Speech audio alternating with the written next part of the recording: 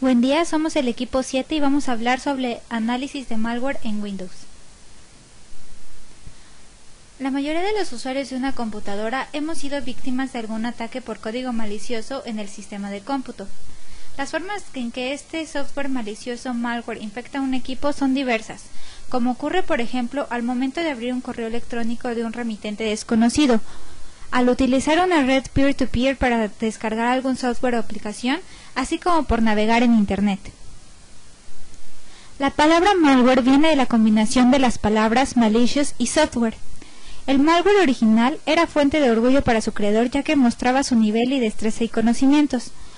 Es por ello que los efectos debían ser visibles y cuanto más devastadores, mejor. Los códigos maliciosos o malware son programas capaces de ocasionar algún daño en una computadora o en la información. Por ejemplo, podrían eliminar archivos o provocar que la computadora reiniciara sin consentimiento del usuario. Estos programas han existido a lo largo de los años y sus objetivos han evolucionado conforme sus capacidades incrementan. En sus inicios, quienes desarrollaban programas maliciosos lo hacían por gusto o por reconocimiento, es decir, para demostrar sus habilidades en los sistemas de cómputo.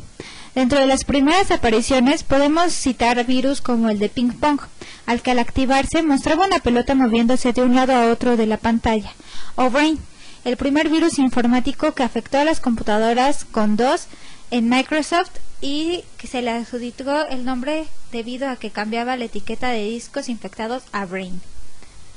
El fin último es el beneficio económico, bien robando información sensible, creando redes de ordenadores zombie que un atacante podría utilizar para llevar acciones como el spam, el phishing, distribuyendo falsas soluciones de seguridad, secuestrando archivos del sistema mediante cifrado y pidiendo un rescate, etc. Los primeros indicios de este tipo de software malicioso surgieron en 1989 con el AIDS Trojan, considerado uno de los primeros troyanos de la historia, el cual llevaba un contador de las veces que se iniciaba el sistema, y tras contabilizar un número determinado, cifraba la información del disco duro solicitando un pago por la licencia para recuperar los datos. Afortunadamente el autor fue detenido y sus víctimas no tuvieron que pagar nada, debido a que el algoritmo de cifrado era muy débil, y pudieron emplear herramientas gratuitas para recuperar la información. Otro caso similar a AIDS Trojan apareció con PGP Coder. Este troyano, cuando se ejecutaba en un sistema, cifraba todos los archivos que localizaba con las extensiones XLS, DOC, TXT, RTF, ZIP, RAR, DBF, HTM, HTML, JPG, DB, DB1, DB2, ASC y PGP, mientras dejaba un archivo de texto attention.txt con el siguiente mensaje: Some files are decoded. To buy decoder mail n781567@yahoo.com with subject php coder 000032. Si el usuario infectado quería volver a acceder a sus documentos, hojas de cálculo, fotografías, etc., debía comprar el decodificador que supuestamente el autor le enviaría por email. Este tipo de algoritmos requiere de dos llaves criptográficas, una que cifra la información y otra que la descifra, o bien de una llave pública y privada. Así, si la técnica del creador del criptovirus es cifrar la información con una llave pública y exigir un pago para que el intruso envíe la llave privada que supuestamente descifra los datos, al hacerlo pierde el atributo de privacidad, lo que significa que el autor debe crear diferentes llaves para cada uno de sus ataques. Esto implica que no puede hacer masivo el ataque de su criptovirus, sino elegir a sus víctimas. La clasificación. El impacto del malware ha sido tan grave en los últimos años que se han desprendido diversas clasificaciones para identificarlo. En sus inicios los virus englobaban este término, siendo Fred Cohen quien lo atribuyera en su publicación Computer Viruses, Theory and Experiments en 1984. Se clasifican por software infeccioso, que son virus y gusanos, malware oculto, puertas traseras, descargas dirigidas, rootkits y troyanos, robo de información, keyloggers, stealers, obtención de beneficios, spyware, adware y hacking, falsas soluciones de antivirus, rogueware y ransomware, y llamadas telefónicas, dialers, DD2, spam, botnets. Los métodos de infección puede ser por explotación de una vulnerabilidad, ingeniería social, archivos maliciosos adjuntos en mails, en sitios web o peer-to-peer, dispositivos extraíbles y cookies maliciosas.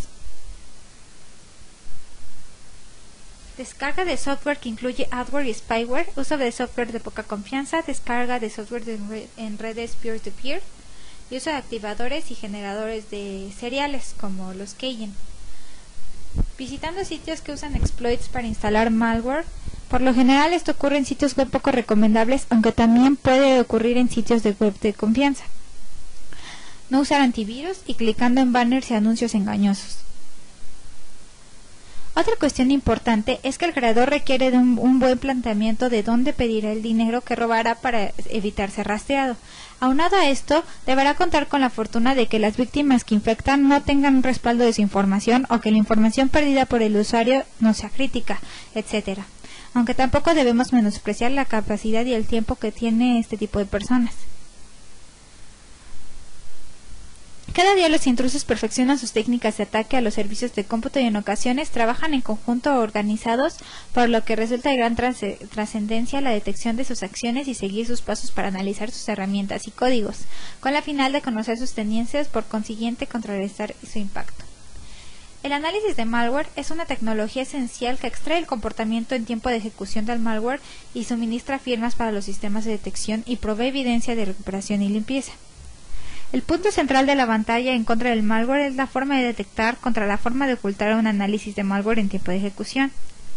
Dada la naturaleza financiera de estas amenazas, los métodos de recuperación ahora demandan más que un solo remedio: saber qué ocurrió después de que un activo se vio comprometido y la necesidad de comprender las intenciones o el comportamiento de tiempo de ejecución del malware moderno.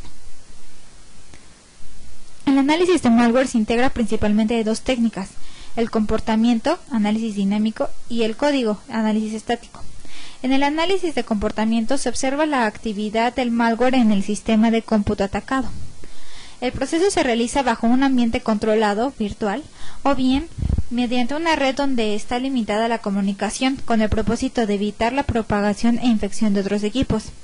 Esto se hace para monitorear la actividad de los procesos maliciosos que ejecuta el malware en el sistema infectado, las conexiones que establece, su actividad en Internet y la manera en cómo se comunica con otro equipo remoto y la forma en cómo se activa en el sistema. En ese sentido, el uso de equipos virtuales permite regresar al escenario anterior al ataque del malware de manera más sencilla para evitar alguna infección en un equipo real. Este tipo de análisis hay que tener presente que actualmente gran parte del malware capturado tiene la capacidad de detectar si es ejecutado bajo estos ambientes virtuales y evitar que se puedan analizar y recopilar datos, retrasando el tiempo de respuesta por parte de los equipos de seguridad. El análisis de código estático es complejo, debido a que requiere la aplicación de técnicas elaboradas y herramientas especiales para estudiar el código, y para ello se requiere de conocimiento técnico y avanzado. En la actualidad es difícil evitar este tipo de ilícitos, ya que ni siquiera optando por la seguridad mediante la oscuridad, que consiste en ocultar el código fuente como lo hacen las herramientas de Microsoft, evitamos que los creadores de malware ocupen los códigos fuente de las herramientas para modificarlas y crear sus propios programas troyanos. No cabe duda que la solución para combatir este tipo de técnicas de intrusión es promover la cultura de seguridad en nuestras organizaciones y utilizar métodos preventivos que difundan el uso de herramientas para la protección de los sistemas de cómputo. A continuación, mis compañeros les mostrarán un ejemplo con unas herramientas para analizar este tipo de malware, el IDA Pro y Process Explorer, entre otras.